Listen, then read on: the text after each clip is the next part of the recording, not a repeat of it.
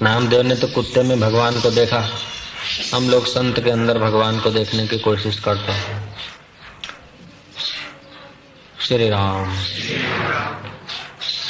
नामदेव ने रोटी बना के रखी, कहीं अंदर गया कमरे में, कुत्ता और रोटी उठा के ले भागा।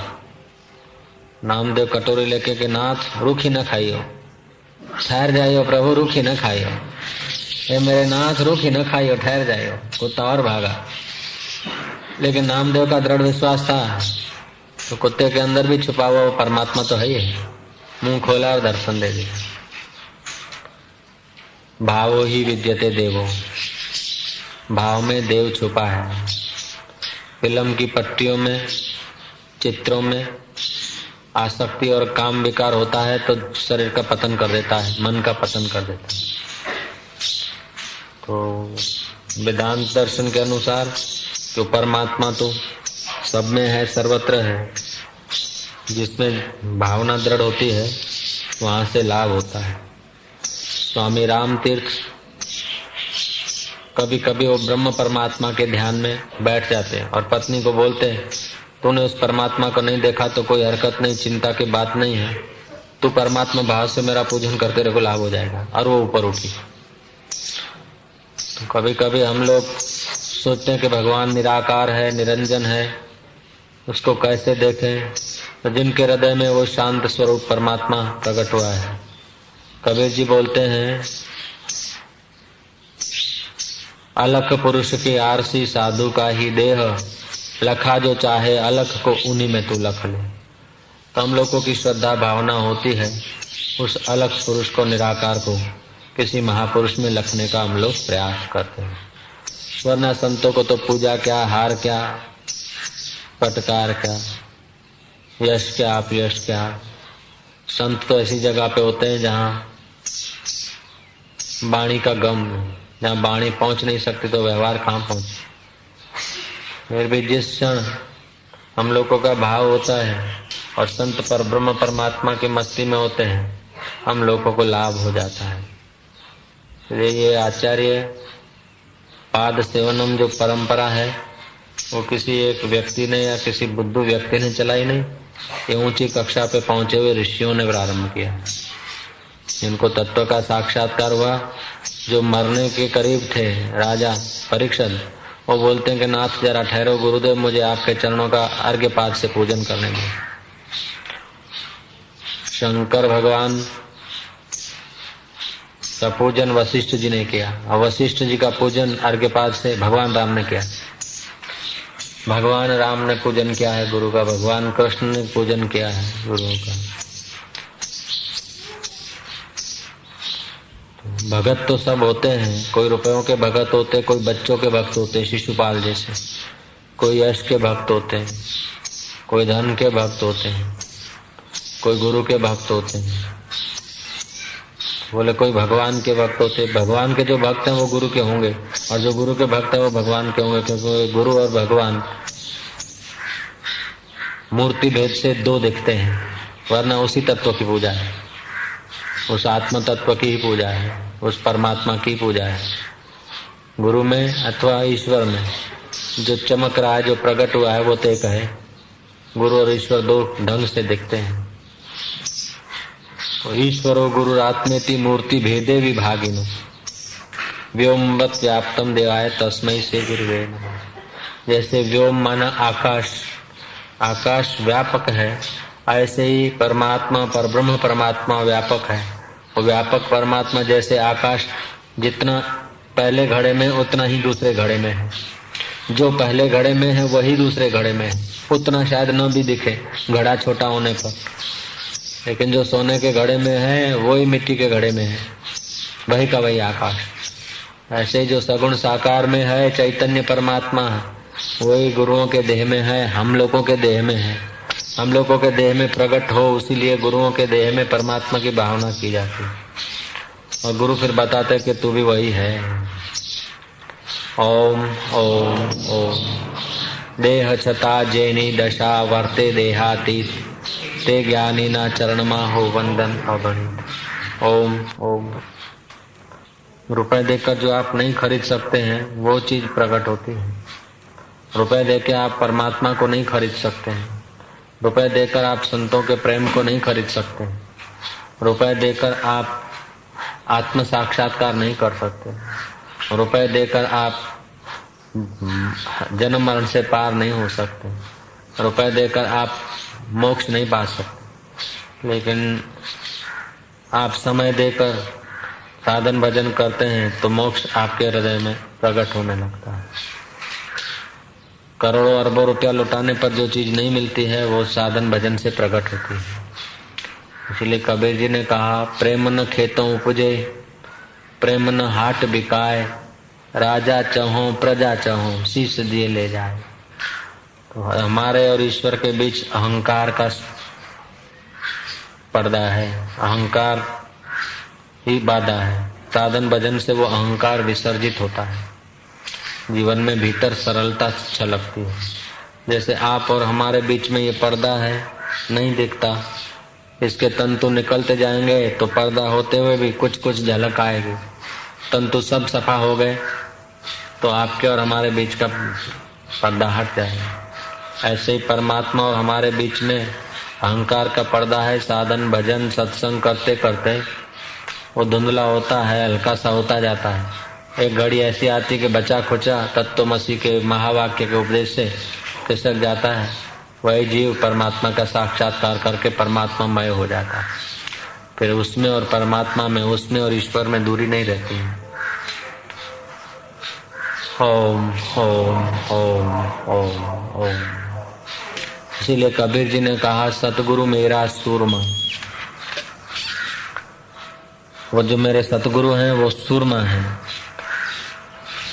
तलवार लेकर रण के मैदान में शत्रु को मार देना कोई बड़ी बात नहीं है। लाई बम्बा लेकर अग्नि बुझा देना ये कोई बड़ी बात नहीं। लेकिन हृदय की अशांति अथवा हृदय में छुपे हुए जो शत्रु हैं, अज्ञान, आवरण, विक्षेप,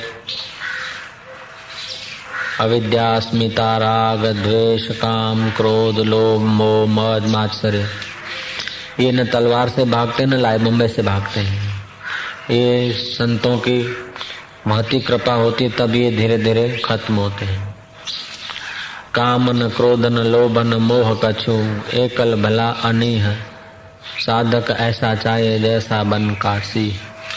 तो कबीर जी कहते हैं, सतगुरु मेरा सूरमा, करे शब्द की चोट, मारे गोला प्रेम का, हरे भरम की कोट। जो भरम घुसा है इस देह को मैं मानकर संसार में सुख खोजने का, वो भरम दूर हो जाता है और जहाँ सुख स्वरूप परमात्मा है उधर आदमी की यात्रा होने लगती है। कबीर जी कहते हैं, यह तन विष की बेलरी, ये हमारा शरीर है विष का वेला।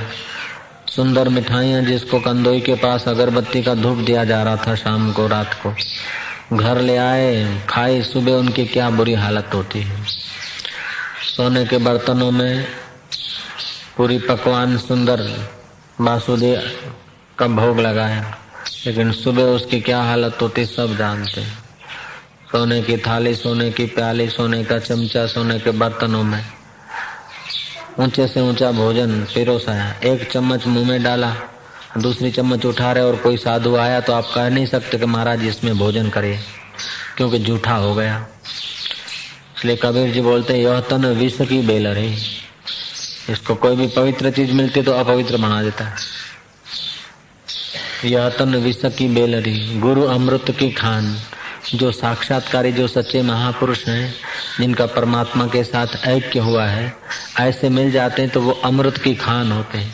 यही अपवित्र शरीर को पवित्र बना देते हैं, ये नापाक शरीर को पाक बना देते हैं। जिस शरीर में कोई चीज जाती तो अपवित्र बन जाती, उसी शरीर को फिर मिट्टी के कण छूते हैं तो उनकी चरण रज भी पूजी जाती।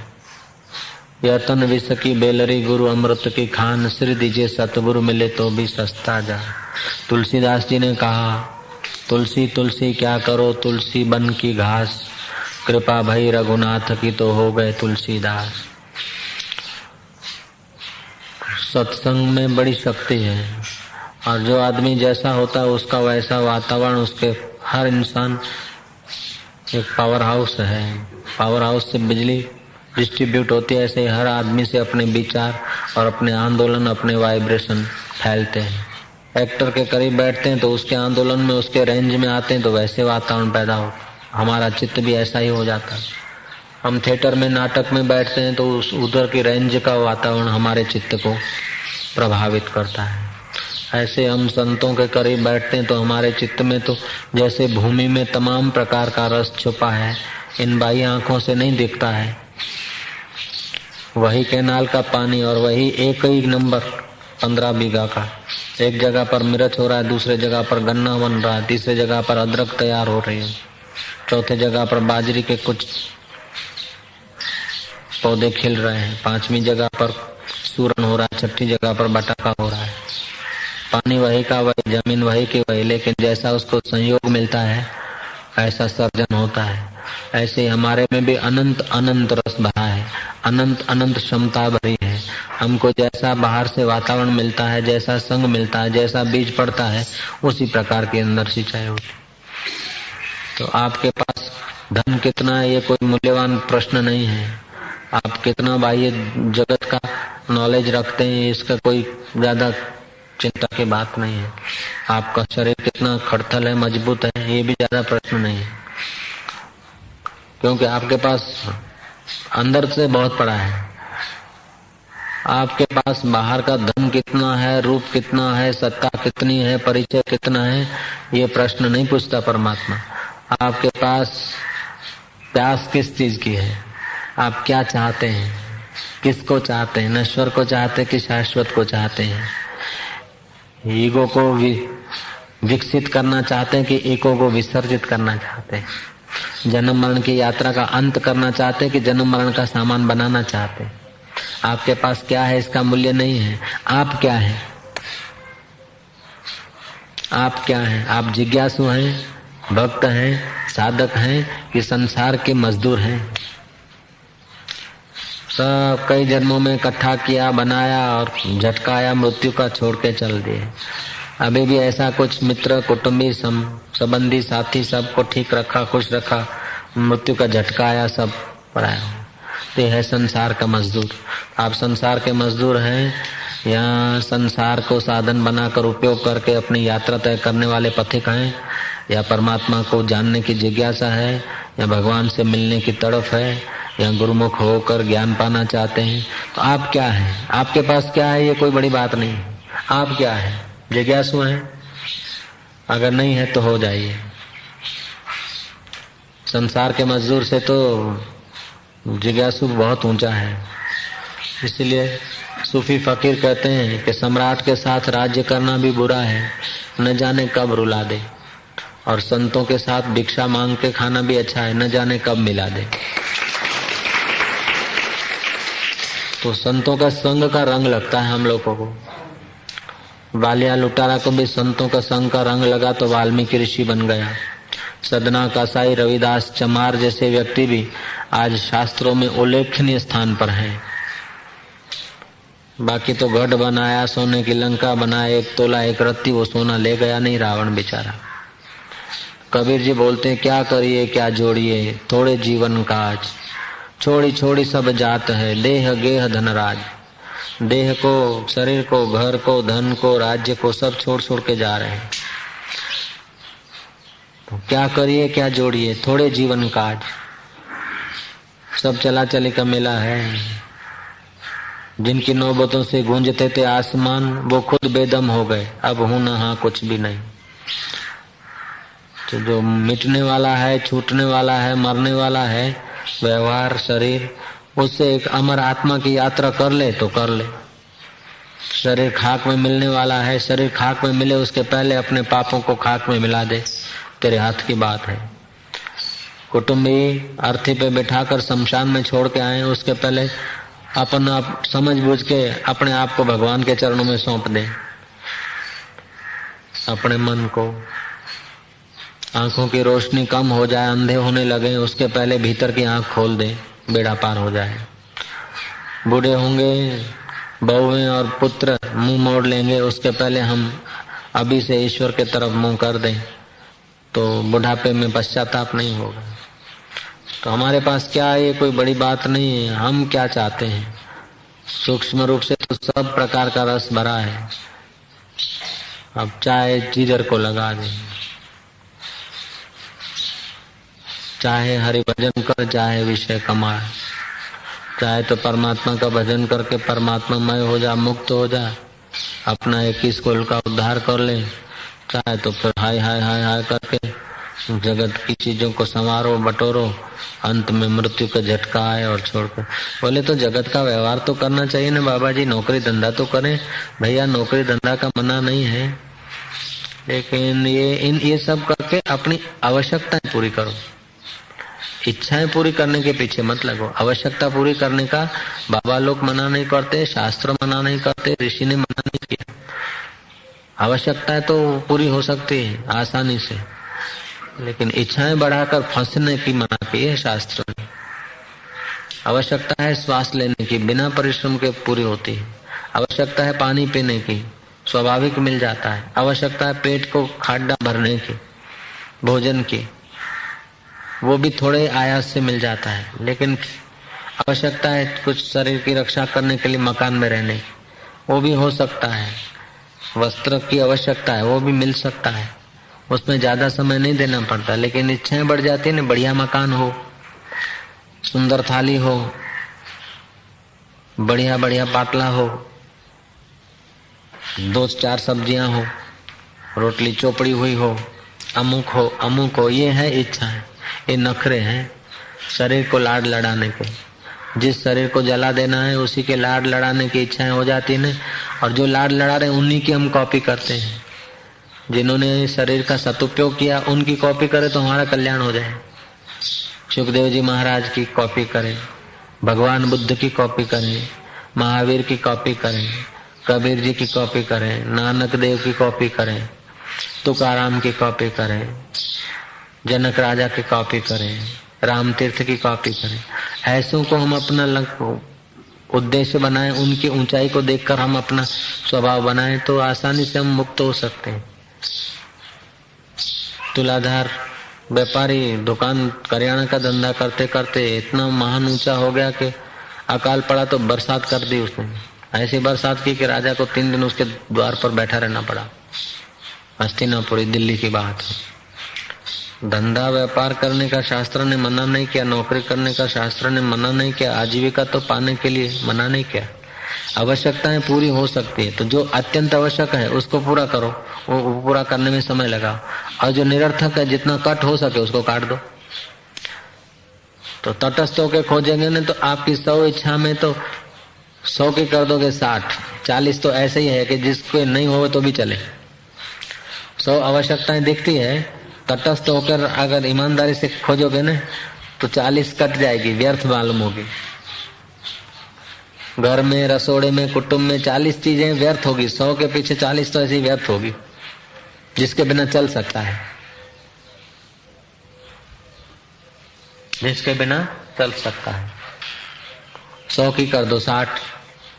अगर जल्दी से परमात्मा का दर्शन करना है तो इच्छाओं को 100 की कर दो 60, आधा कर दो काट। 10 पूरी करेंगे, 10 कराएंगे और 10 को हाथ जोड़ेंगे। 100 की कर दो 60, आधा कर दो काट। 10 पूरी करेंगे, 10 कराएंगे और 10 को हाथ जोड़ेंगे। 10 को हाथ जोड़ देंगे। 10% से काम चल सकता है। श्री राम, जी सकते हैं हम लोग। अगर मुक्ति चाहिए तो अनंत ब्रह्मांडों को चलाने वाला परमात्मा के साथ एक होने की ढगस है तो 10% आवश्यकताएं हैं, 90% नखरे हैं। ओम ओम ओम ओम। हम तो अपने शरीर को समाज से और अपने अहम को बचाना चाहते हैं। आटलू तो जोए ने, लोको शू कहेशे आम, पर मौत थी कयो काको छोड़ावशे। लोग क्या बोलेंगे उसकी चिंता है, और लोकेश्वर क्या बोलेगा कि इतनी बार मौका दिया और अभी तक मिला नहीं। ये बात हम लक्ष्य में रखें तो बेड़ा पार हो जाए। साधु वासवाणी के पास एक कर्नल गया, लेफ्टिनेंट कर्नल, बोला बाबा लोग दया करें तो भगवान की मुलाकात हो सकती है। आप जो भी बोलो मैं करने को तैयार हूं। आज मेरे को भगवान का अनुभव कराओ जो सबके हृदय में है। हृदय के धबकारे उसी परमात्मा की सत्ता से पड़ते हैं। रक्त संचार उसी की सत्ता से होता है। हमारी आंख उसी परमात्मा की सत्ता से देखती है, हमारे कान उसी परमात्मा की सत्ता से सुनते हैं, हमारी जीभ हिलचाल करती तो उसी परमात्मा की सत्ता से करती है, हमारा मन संकल्प विकल्प करता है तो उसी साक्षी सच्चिदानंद परमात्मा की सत्ता से करता है, हमारी बुद्धि निर्णय करती है तब भी उसी परमात्मा की सत्ता से। ये मंदिर है, अच्छा है, पगे लगो, वो भी उस मंदिर की कृपा से ये मंदिर में पगे लग सकते हैं। ये बाहर के मंदिर और मस्जिद और गिरजाघर और चर्चें जो बनी हैं वो उसी परमात्मा की सत्ता से बाहर खड़ी कर दी गई, वरना वास्तव में पहले यह है बाद में वो है। तो महाराज जो सदा साथ में है और मंदिरों को भी बनाने वाला है, भगवान की स्थापना करने वाला जो भगवान है, खुदा की मौजूदगी, खुदा की जो इस याद का पत्थर लगाने वाला है ना, वो असली खुदा है। पत्थर में खुदा नहीं है, जेरूसलम में खुदा नहीं है, लेकिन जेरूसलम में पत्थर जिसने स्थित कर दिया काला, वो खुदा है। तो महाराज आप जो भी कहेंगे मैं करने को तैयार हूं, लेकिन मेरे को भगवान का दर्शन करा दो। आप बोलो तो मैं अपना जो फंड बंड आएगा वो आपके आश्रम के नाम कर दो, आपके नाम कर दो। मेरी अमुक किला पंजाब में जमीन है, यहाँ बीघा बोलते हैं, वहां किला बोलते हैं, ये भी आपको तन मन धन तेंडो अर्पण किया गुरु बाबा। मेरा ये शरीर, मेरा धन, मेरा मन आपको अर्पण कर, भगवान का दर्शन करा दो। बोला कि भाई छोड़ो, अब तन मन धन अर्पण करने की बात एक है और हो जाना दूसरी बात। बोले नहीं बाबा जी, आप जो भी कहेंगे मैं करने को तैयार। ईश्वर का दर्शन होता है तो तन एक दिन जल जाएगा, मन तो 84 लाख बार भटका रहा है, और धन तो छोड़कर मरना है। जो छोड़कर मरना है और जिस तन को जलाना है वो देते हुए अगर भगवान का दर्शन होता है तो सौदा सस्ता है। बाबा ने कहा छोड़ो, जाने दो ये बात को। मैं कहा नहीं गुरुजी, आप, मैं लिख देता हूँ। लिख क्या दो, मेरी एक छोटी सी आज्ञा मानो, ईश्वर का दर्शन हो जाए। बोलो। बोले बाबा जी एक आज्ञा नहीं, मैं 1000 आज्ञा मानू। अगर आप ईश्वर का दर्शन कराते तो मैं 1000 आज्ञा मानू, और 1000 नहीं तो एक ही मान लो बाबा। बोले आज्ञा करो।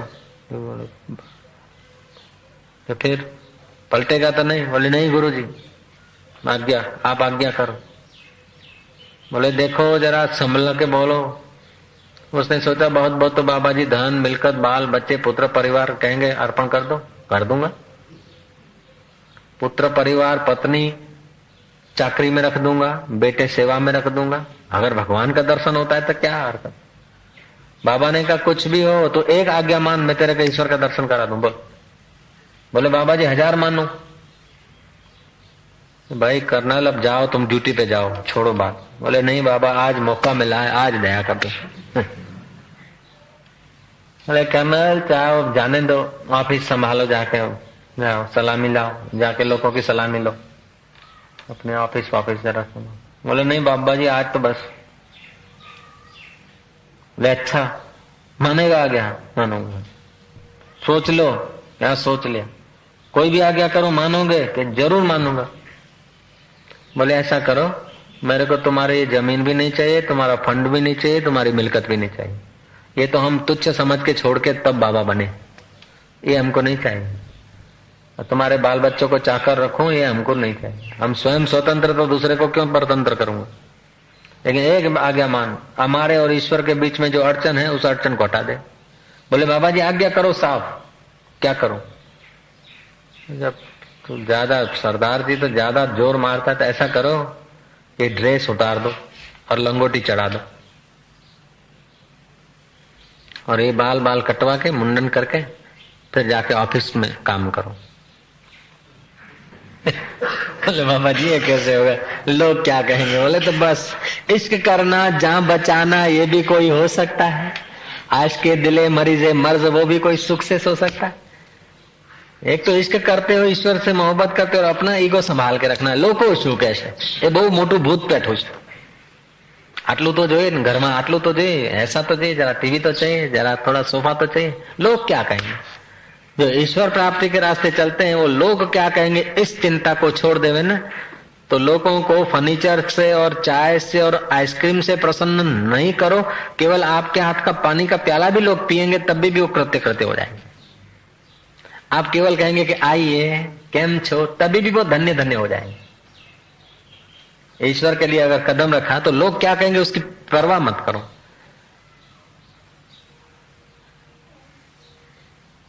आवश्यकताएं कम कर दो और कम आवश्यकताओं में आप बादशाह बन जाएंगे और जो बचा समय वो ईश्वर में लगा देंगे, महान बन जाएंगे। एक आदमी 10 करमंडल, एक आदमी 20 जोड़ी कपड़ा, आटलू तो જોઈએ, आटलू तो જોઈએ। अरे कोपिन में महापुरुष लोग जी लिया यार, ये बात भूल गए तो। एक लंगोटी, उसी में जीवन जीने वाले ने जी लिया और पा लिया। और लंगोटी का भी ठिकाना नहीं रहता था, कभी तो खुल जाती थी तो पड़ी रहती। सुखदेव जी महाराज, तो लोगों ने क्या करा, अभी उसको नतमस्तक होते बड़े बड़े वक्ता, सुखदेव जी सावधान करे। कथा में सुखदेव जी मुनि का बार बार स्मरण करके वक्ताओं का हृदय पवित्र हो जाता है। जिन्होंने आवश्यकताएं बढ़ाई वो सब रावण के नहीं पायमाल हो गए।